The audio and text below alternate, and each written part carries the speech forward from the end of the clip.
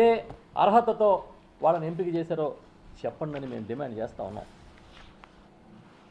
నిన్న మరొక ఆసక్తికరమైన విషయం, పవన్ కళ్యాణ్ గారు డిప్యూటీ సీఎం గారు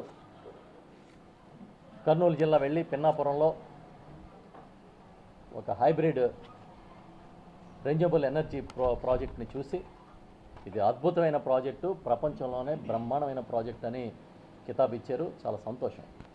ఎందుకంటే ఈ ప్రాజెక్టు గౌరవ ముఖ్యమంత్రి జగన్మోహన్ రెడ్డి గారి ప్రోత్సాహంతో ప్రారంభమై ఇవాళ ప్రపంచంలోనే పేరున్న ప్రాజెక్టుగా పూర్తయ్యే స్థితికి ఆ ప్రాజెక్ట్ వచ్చింది.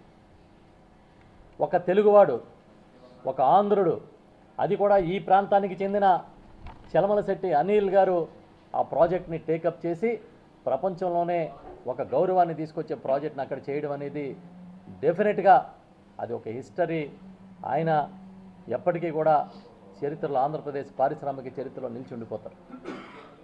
కానీ ఈ ప్రాజెక్ట్ని వాళ్ళు చూసిన తర్వాత ఆయన పవన్ కళ్యాణ్ గారు చాలా బ్రహ్మాండంగా ఉంది, ఇది ప్రపంచ టూరిస్టులని, ప్రపంచంలో ఉన్న పారిశ్రామికవేత్తల్ని ఈ రెన్యూవబుల్ ఎనర్జీ ప్రాజెక్టు చూడడానికి వచ్చే స్థాయి ప్రాజెక్ట్ అని మాట్లాడారు. చాలా సంతోషం. కానీ అధికారంలోకి వచ్చిన వెంటనే ఈ ప్రాజెక్టులో ఏదో తప్పులు జరిగినాయని, ఫారెస్ట్ ల్యాండ్ ఆక్యుపై చేశారని నోటీసులు ఇచ్చినట్టుగా పత్రికలో చూశాను నేను. అంటే దరిమిలా మనకు అర్థమైంది ఏంటంటే, చెప్పుడు మాటలు, తప్పుడు మాటలు విని మనం కానీ ముందుకెళ్తే ఇంత గొప్ప ప్రాజెక్టులు కూడా ఎఫెక్ట్ అవుతాయి. ఇంత ఆంధ్రప్రదేశ్కే ప్రతిష్ట తీసుకురాగలిగిన ప్రాజెక్టులు కూడా నష్టం జరుగుతుంది. ఈ రోజున లోకేష్ గారు ఒక గొప్ప స్టేట్మెంట్ 3-4 రోజుల క్రితం ఇచ్చారు. చాలా ఆశ్చర్యం ఆ స్టేట్మెంట్ చూస్తే. పారిశ్రామికవేత్తలు ఆంధ్రప్రదేశ్కి వచ్చి పెట్టుబడులు పెట్టాలంటే జగన్ గారు మళ్ళీ తిరిగి రారని బాండ్ పేపర్ మీద రాసిమ్మని లోకేష్ని అడుగుతున్నారంట. ఇంతకన్నా కామెడీ ఉంటుందా? మనం ఎక్కడున్నాం? ప్రజాస్వామ్యంలో ఉన్నాం. ఈ ప్రజాస్వామ్య దేశంలో వచ్చే ఎన్నికల్లో పలానా వాడు రాడు అని ఎవరైనా బాండ్ పేపర్ రాసిస్తారా? మీరు చెప్పండి. అందుకే నేను లోకేష్ గారిని అడుగుతున్నా, నేను రిక్వెస్ట్ చేస్తున్నా, మిమ్మల్ని బాండ్ పేపర్ మీద జగన్ గారు రారని రాసిమ్మన్న పారిశ్రామికవేత్త పేర్లని దయచేసి ప్రకటించండి. అంతటి మహోన్నతమైన ఆలోచనల పారిశ్రామికవేత్తలు ఎవరో ప్రజలు తెలుసుకోవాలనుకుంటున్నారు.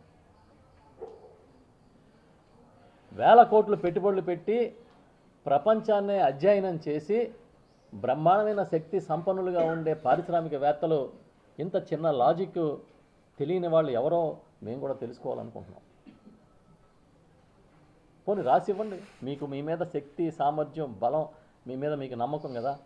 పోనీ జగన్ గారు రారు అని మీరు రాసివ్వండి. ఒక పక్క పారిశ్రామికవేత్తలు పారిపోతున్నారంటారు, మరో పక్క గ్రీన్కో లాంటి సంస్థలు ప్రతిష్టాత్మకంగా జగన్మోహన్ రెడ్డి గారి హయాంలో ఇక్కడ బ్రహ్మాండమైన ప్రాజెక్టుల నిర్మాణం జరిగినాయి అనేది కళ్ళకు కట్టినట్టుగా నిన్ననే పవన్ కళ్యాణ్ గారు చెప్పడం ద్వారా మరొకసారి ప్రపంచానికి తెలిసింది. ఇంత వైరుధ్యమా?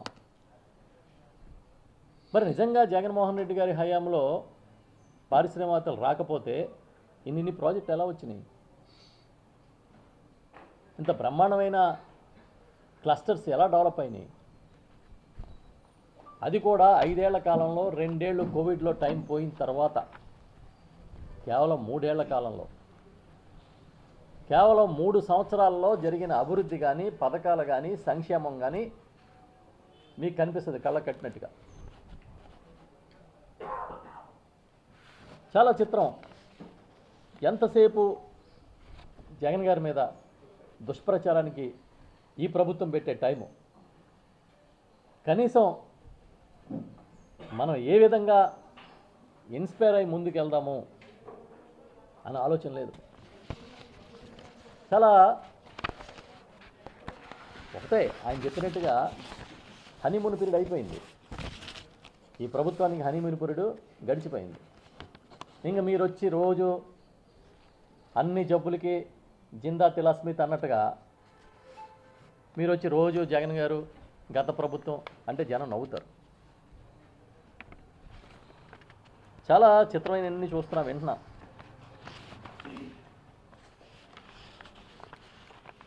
లోకేష్ గారు స్టేట్మెంట్ ఇచ్చారు. ఏంటంట, జగన్మోహన్ రెడ్డి గారు కంసు మామ అంట, అంటే కంసుడితో పోల్చారు జగన్మోహన్ రెడ్డి గారిని. అంత కంసుడో లేకపోతే విద్యా వ్యవస్థని సమూలంగా మార్చి ప్రతి బిడ్డని తన ఇంటి బిడ్డలాగా తన సొంత మేనమామలాగా ఆదుకున్నాడో అందరికీ తెలుసు. 2014-19 మధ్య అమ్మఒడి లాంటి ఒక కార్యక్రమాన్ని అమలు చేయాలనే ఆలోచన మీకు ఎందుకు రాలే? నాడు నేడు లాంటి పథకాన్ని పెట్టి స్కూల్స్ బాగు చేయాలని మీరు ఎందుకు అనుకోలేదు? విద్యా దీవెన పేరిట ఫీజు రియంబర్స్మెంట్ ఇచ్చి వసతి దీవెన పేరిట వాళ్ళకి అడిషనల్గా మెస్ ఛార్జెస్ లాంటివి ఇచ్చిన ఆలోచన మీకు ఎందుకు రాలేదు? మధ్యాహ్న భోజనంలో ఏ మెనూ ఉండాలో మీరు ఎప్పుడన్నా చూసారా? క్వాలిటీ యూనిఫాము ఏ రోజైనా ఇచ్చారా? మీరేం చేశారు? ఒక ఇంగ్లీష్ మీడియం తీసుకొచ్చారా? ఒక సిబిఎస్ఈ తీసుకొచ్చారా? ఏం తీసుకొచ్చారు? విద్యా వ్యవస్థని సమూలంగా మార్చి ప్రభుత్వ విద్యా వ్యవస్థ పట్ల గౌరవాన్ని పెంచి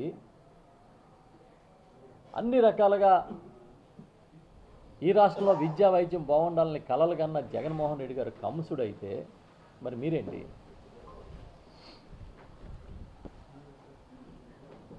ధృతరాష్ట్రులా? కళ్ళకు గంతలు కట్టుకుని చూస్తుంటే ఏమీ చూడలేని ధృతరాష్ట్రులాగా ఎందుకు ఉండిపోతున్నారు?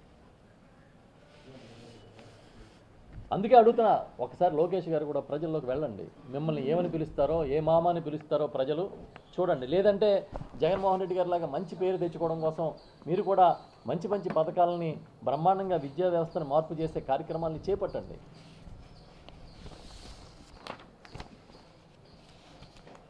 ఇవన్నీ వదిలేసి ఎందుకు ఈ రకంగా మీరు మాట్లాడతారని అడుగుతున్నా. చాలా దుర్మార్గం. ఇంకా చాలా విషయాలు ఉన్నప్పటికీ ఈ రోజున మనం మాట్లాడాలంటే ఎందుకులే, ప్రజలందరూ పండగ వాతావరణంలో ఉన్నారు. నెమ్మదిగా పండగే, కడుపు నిండినా నిండకపోయినా 10 మంది ఆప్యాయతతో కలిసి ఉండడమే కదా పండగ అంటే. నిత్యావసర వస్తువుల ధరలు ఏ స్థాయికి పెరిగిపోయినాయో ఎప్పుడు నా ప్రభుత్వం ఒక రివ్యూ చేసిందా? మీరే చెప్పండి. ఇక్కడ ఉన్న మీరందరూ ఇవాళ నిత్యావసర వస్తువుల ధరల పెంపు బాధితుడు కానివాడు ఎవడో చెప్పండి. ఎంత దుర్మార్గం అంటే 20 to 40% పెరిగినాయి. బియ్యం, పప్పులు, నూనెలు, చివరికి చింతపండు దాకా, ఉప్పు దాకా పెరగని వస్తువు ధర ఏదో చెప్పమని నేను అడుగుతున్నా.